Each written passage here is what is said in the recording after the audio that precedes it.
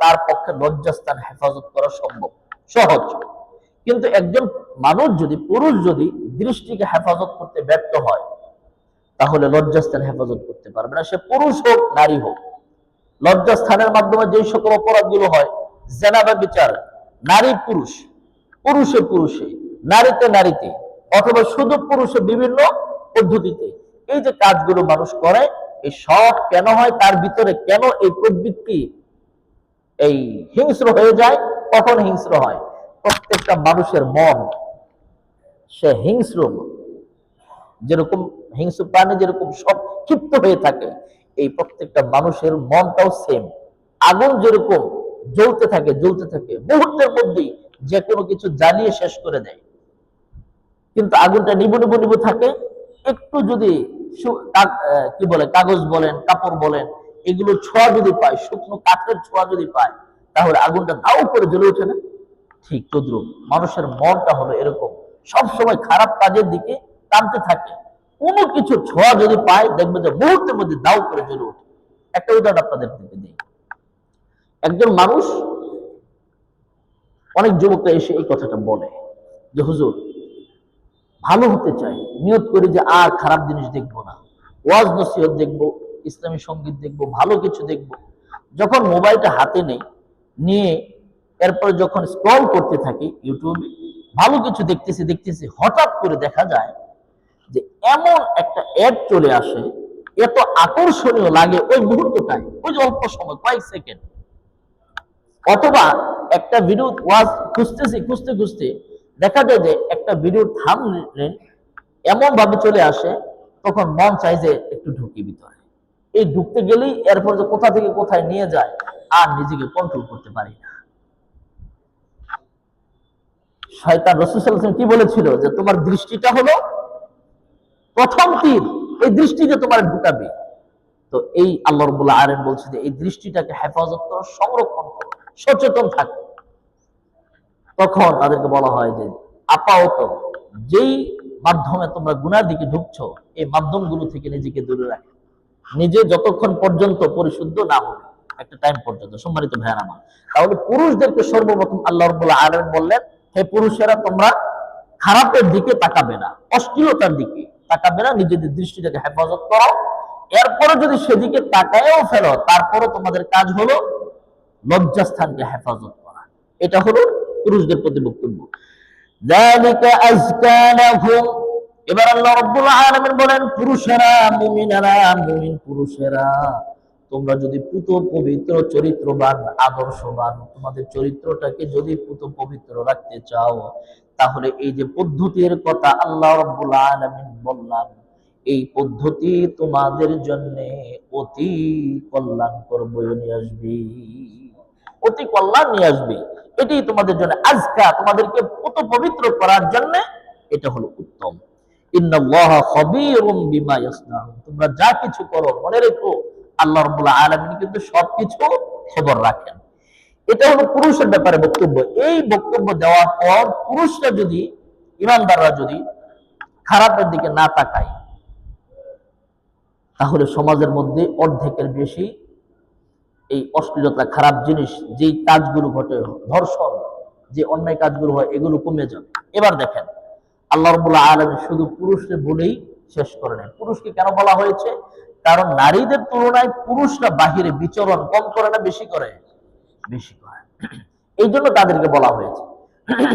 এবার নারীদের ব্যাপারে আল্লাহ তাআলা কি বলেন দেখেন, وَقُلْ لِلْمُؤْمِنَاتِ يَغْضُضْنَ مِنْ أَبْصَارِهِنَّ وَيَحْفَظْنَ فُرُوجَهُنَّ। পুরুষদের ব্যাপারে আল্লাহ রাব্বুল আলামিন যা বলেছে, নারীকেও, ঈমানদার নারীদেরকেও সেম একই কথা বলেছে। নবী, আপনি ঈমানদার নারীদেরকে বলেন, তারা যখন বাইরে ঘোরাফেরা করবে, কোনো কাজে যখন যাবে, বিশেষ কোনো প্রয়োজনে যখন ঘরের বাহিরে বের হবে, অথবা ঘরের ভিতরে যখন থাকবে, তখন যেন তারা ওই দরজার ফাঁক দিয়ে, জানালার ফাঁক দিয়ে, উকি দিয়ে না দেখে। তারা যেন তাদের দৃষ্টিটাকে হেফাজত করে, আর তারা যেন তাদের লজ্জাস্থানকেও হেফাজত করে। কারণ কি? কারণ হলো, পুরুষরা তো তাকাবে না, কিন্তু পুরুষ তাকাইলো না। এখন কোন নারী যদি, আপনি রাস্তা দিয়ে হেঁটে যান, আপনার মধ্যে কোনো খারাপই নাই, আপনি যদি তাকায় দেখেন যে আপনার দিকে কোন একটা নারী তাকায় আছে, তাহলেই দেখবেন যে আপনার ভিতরে একটা পরিবর্তন, কিছুটা কি রে আমার দিকে তাকায় থাকলো কেন, একটা অনুভব ফিল হবে, হবে কিনা? কারণ আপনি পুরুষ মানুষ, আমরা পুরুষ মানুষ, এই জন্য এই জিনিসটা ফিল হয়। এই জন্য আল্লাহ রাব্বুল আলামিন পুরুষদেরকে বলছে, যখন চলাফেরা করতেছ খালি তোমার কাজে চলে যাও, কে তোমার দিকে তাকায় আছে সেটা তুমি লক্ষ্য করো না। কারণ যখন তুমি দেখবে যে কোন একটা নারী তোমার দিকে তাকায় আছে, তখন তোমার ভিতরে কাম ভাব শুরু হয়ে যাওয়ার সম্ভাবনা আছে। এই জন্য তুমি তাকাবে না, তোমার কাজ কি, বাস অফিসে গিয়েছ তুমি তোমার কাজ করো। আর নারীদেরকে বলা হয়েছে সাবধান, তুমি কোনো পুরুষের দিকে তাকাবে না, কারণ তুমি যখন তাকাবে তখন ওই তোমার তাকানোটাই পুরুষকে ঘায়েল করে ফেলবে, পুরুষ তোমার দিকে আকৃষ্ট হয়ে যাওয়ার সম্ভাবনা আছে। আল্লাহ তাআলা বলছেন, এরপর দেখেন, এটা হলো নারীদের ক্ষেত্রে বক্তব্য। এরপরে নারীদেরকে অতিরিক্ত কিছু এক্সট্রা বলা হয়েছে। আচ্ছা বলেন তো, আপনার বাসায় স্বর্ণ গহনা আছে না নাই? জিমানি বাবা আসতেছে, যাদের একটু দেখেন দিক, আর জিমানি বাবা আসতেছে। বাসায় স্বর্ণ গহনা আছে না? তো এটা কোথায় রাখেন? ওয়ার্ডরোবের উপরে সাজায় রাখেন না শোপিসের মতো? কি বলেন, সাজায় রাখেন না? আর যাদের বাসায় একটু হীরা টিরা আছে, হীরকখন্ড, হীরার নেকলেস অনেক কষ্ট করে আপনি দিয়েছেন, এটা কোথায় রাখেন? আলমারির ভিতরে রাখেন কেন? এত সুন্দর একটা জিনিস, এটা আলমারির ভিতরে রেখে তার স্বাধীনতা আপনি যে খর্ব করেন, তার এটা চলবে? সে সুন্দর, সে আকর্ষণীয়, মানুষের এত প্রিয়, সে তো তার আপনি শোপিসের উপরে, ওয়ার্ডরোবের উপরে, শোপিসের উপরে রাখবেন? আপনি ড্রয়িং রুমে রাখবেন। ড্রয়িং রুমে রাখেন? আমরা কি ড্রয়িং রুমে রাখি? কোথায় রাখি? আলমারিতে রাখি। আলমারি থাকে কোথায়? ড্রয়িং রুমে না বেডরুমে? বেডরুমে, তাও ড্রয়িং রুমে কোথায় যে রাখি? অনেকে কি করে, অনেক চালাক তো মাশাআল্লাহ, এই কোথাও গেলে টেলে এগুলো সব প্যাকেট করে বাজারের ব্যাগে বইরা, এরপরে আলমারি উঁচা করে, উঁচু করে নিচে ঢুকায় রেখে চলে যায়। কি করবে? আচ্ছা এটার এত সেভ করে দরকার কি?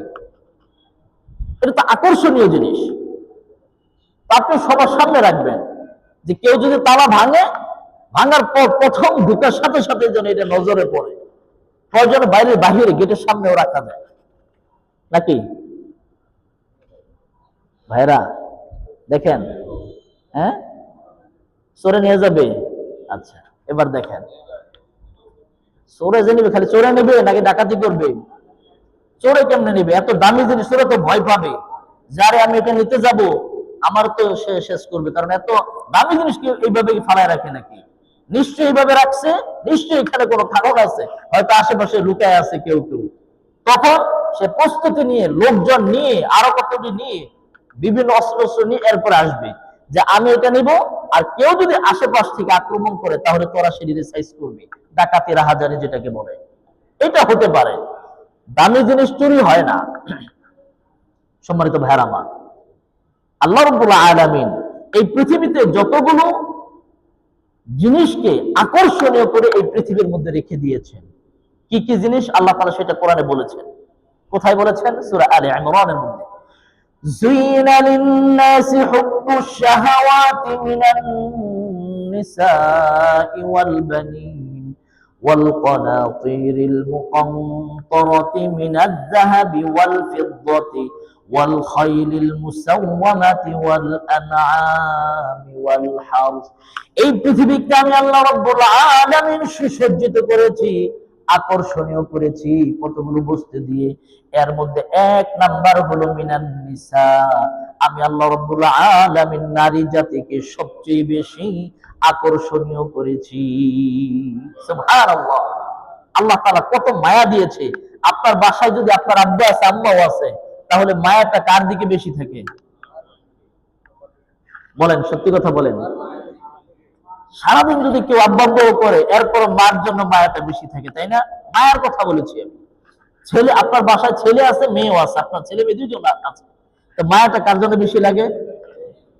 মেয়ের জন্য। আচ্ছা, আপনার ভাই আছে, বোন আছে, কার জন্য বেশি টান লাগবে? বোনের জন্য। সব নারীর দিকে। চিন্তা করছেন আল্লাহ তাআলা কেমন মায়া আমাদের অন্তরের মধ্যে তাদের প্রতি দিয়ে দিয়েছে? আল্লাহু আকবার। এখন এই যে মায়া পৃথিবীর মধ্যে আকর্ষণীয় করে সৃষ্টি করেছে, তাহলে যে স্বর্ণ মুদ্রা, হীরা, এগুলো অনেক পরের বিষয়। ওয়াল বানিন, সন্তানাদি, দ্বিতীয় নম্বরে সন্তানাদি। ওয়াল কনাতিরিল মুকান্তরাতি মিনাজ যাহাবি ওয়াল ফিদ্দা, স্বর্ণ, রৌপ্য, স্তূপ, এটা হলো 3 নম্বরে। এরপরে হলো গবাদি পশু, ফসলাদি, ক্ষেত খামার, জমি টমি, এগুলো হলো 4 নম্বরে।